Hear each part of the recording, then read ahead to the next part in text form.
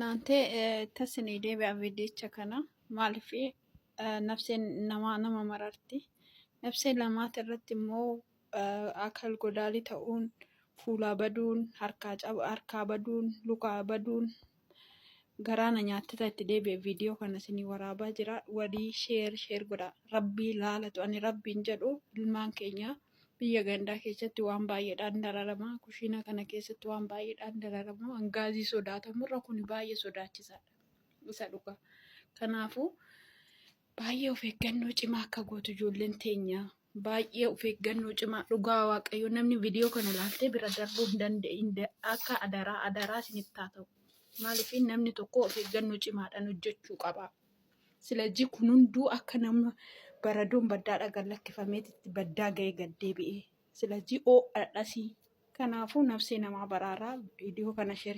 Rabbi nama abaasu malee mana madaamii keessatti wallaahi musiibaa yookiin balaa garaagaraatti ijoolleetiin naqunnamaa jira. Jalqaba buleetitti bakka rabbi si baase malee rabbi si haa tiksu hunda kenna rabbi nu haa tiksu. Keessaafuu ijoolleen tani nyaata daladdani garanatti gaazii lammaffaa wal bira qabsiisuu jira. Dhugaa rabbi asiidhaan gaazii tokko qabsiisanii asiin gaazii tokko qabsiisanii asii foroona jira asiin kan kaharabaa kana jechuudha. Kaifaadhaan dalaguu kana jira. Kunniin deemee balaa guddaa fide jechuudha. Kontaaktii wayii wal godhe jechuudha. Tasa faayee wanti tokko badaa baay'ee hamaadha. Assalaamu alaykum warahmatullahi wabarakatuh. Ummata qashtii wayyaa jirtu baga jiraatanii hundi keessanuu soomanni akkam wala soomtanii rabbi isinii haa laafisu dalagaa mana arabaa akkam isinii jira hunda kenna rabbi haa laafisu. Wallahi forooniin kun jechuudha gaazii dabalatee ifaadhaan dabalatee yeroo baay'ee ijoollee keenya dhiibbaa guddaa irra geessaa jira. Gariif rabbi nama haa baasu malee za'itii itti olu taaleef balaa guddaa irra geessaa jira. Yeroo ramadaana kana kumsiin beekta kan ijoolleen teenya jechuudha. Hojjettoonni kushiinaa keessaa hin bahani. Kushiinaa keessatti ammoo jechuudha lubbuu isii takkatti malee waan achi keessa jiru gaazii lama asiin qabsiisama. Kaharabaa yookiin ka ifaati asitti qabsiifama.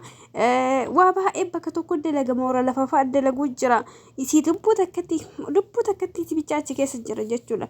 Isiin garana zayitii walii ga'oofti, garanatti faxiira walii ga'oofti, garana akka walii ga'oofti, garana akka walii ga'oofti, yeroo tokko fa'a jechuudha. Kammaa shoorbaa kun jechuu irraaffatame ukkaamame sa'aatii isaa oli san jala ibidda jala bobba'ee dhukaa jechuudha. Kan argitan kana jechuudha miidiyaa kanarratti.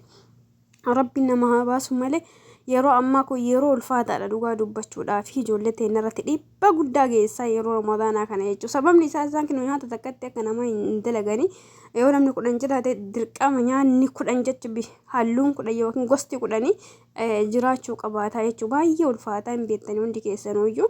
Kanaaf rabbi nu haa eegu isinillee haga danda'ame uf eegaa dhugaa rabbi gamaa gamanatti yoo kan isin ariifachiisan ta'e jechuudha. Tokko ana dalagaa tokko situ dalagaa jedhe akkas waliigala nama lamaaniiti masaniin jechuudha dalaguudha malee jechuudha. Asi gaazii qabsiistee asitti ifaa qabsiistee kan ifaa jechuudha kan elektiriikii qabsiistee asi zayitii xabbasa asitti maal godha asi shoorbaa dalagaa hojjette ati ilmoo namaati hin dadhabbi irra sooman afaaniin qabda oma soomuyyuu baattee ijoollee amantaa qabaniyyuu ta'e jechuudha. Hin dadhabda hin irraaffattee jechuudha garana taf jettee jechuudha. Yeroo wasiin geettu si takkattiidha waan ta'eef. Kazayitii irraallee si eeggata hin gubata sa'aatii isaa malee kan ibiddaallee kan ni gubata kan foroonni keessaallee hin gubata kan hundaa'ee koolii of keessaafu ijoolleen teenya nyaata daladdanii wallaahi birriif jettanii jechuudha. Tarii birrii sittiin daladdan xiqqoo ol dabaluu danda'a. Birrii saniif jettanii dhiibbaa guddaa ofirra hin geessinaatanii jechuu barbaade. Yoo danda'ame dalaga mana daafaa yookiin dalaga qulqullinnaa isinii wayyaa jechuudha. Seeraafuu arabni yeroo ammaa kontiraata akka fudhattu akkuma walii galaatti fudhatti jechuudha. Jechuun kumuma takkaadhaan nyaatallee si dalagaa kumuma takkaadhaan gaafallee situ hojjeta kumuma takkaadhaan daa'imallee si walii oofa kumuma takkaadhaan waan silaa mana san keessa namni 2-3 dalagu isheen takkattiin dalagdi jechuudha. Keessafuu ijoolleen teenya suudii jirtanii sirbeettan waan kana jechuudha. Orma Dubaayiitu wayyaa warri Dubaayii amma xiqqaate saraatanyaa lama gadi hin jiranii.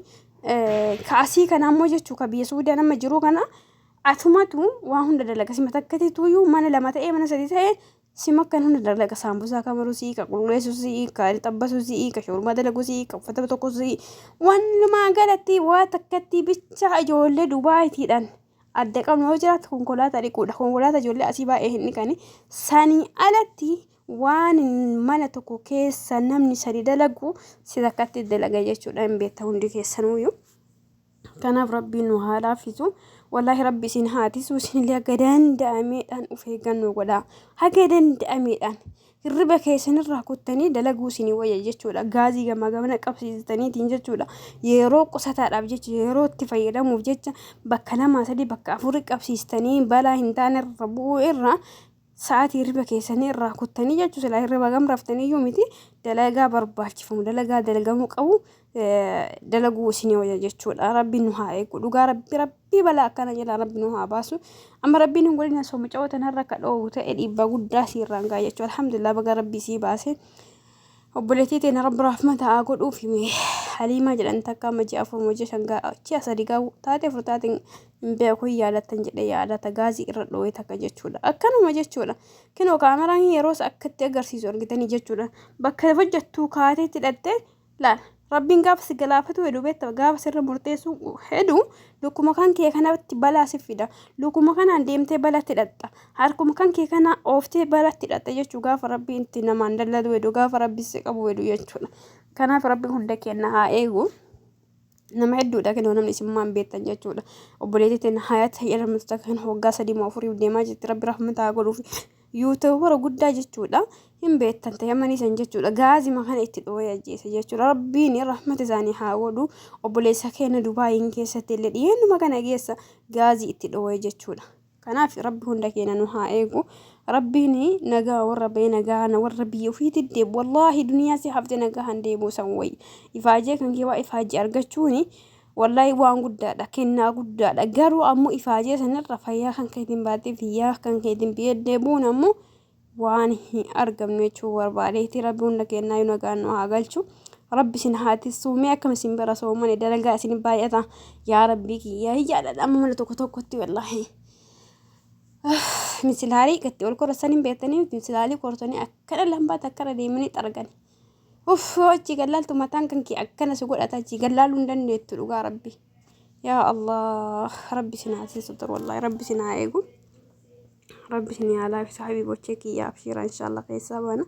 Yoo rabbii guddarraa taate inshallah guyyaa tokko yeroo tokko biyyummaa arabaatuun dhaabbattee boqachuu jirra yoo rabbi irraa ta'e silaafuyyuu.